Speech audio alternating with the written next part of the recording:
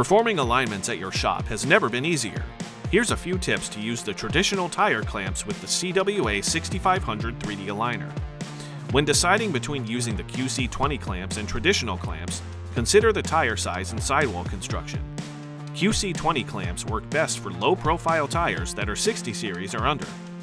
But any tire over a 60 series or one that has a floppy sidewall can use traditional clamps.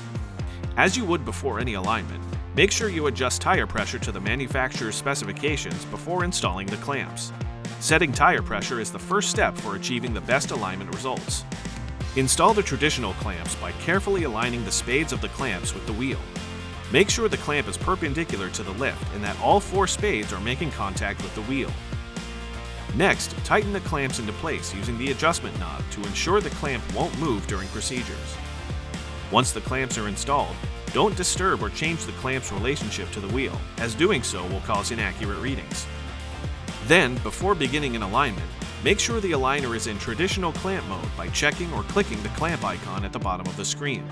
If at any point during the procedure the vehicle is lifted or lowered, the technician must use the raised vehicle mode in the aligner.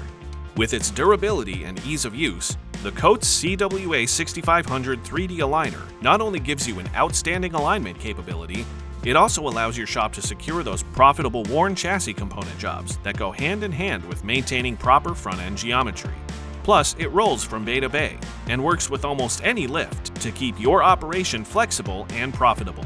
When it comes to unmatched quality and shop-proven equipment, trust the world leader in wheel service equipment, COATS.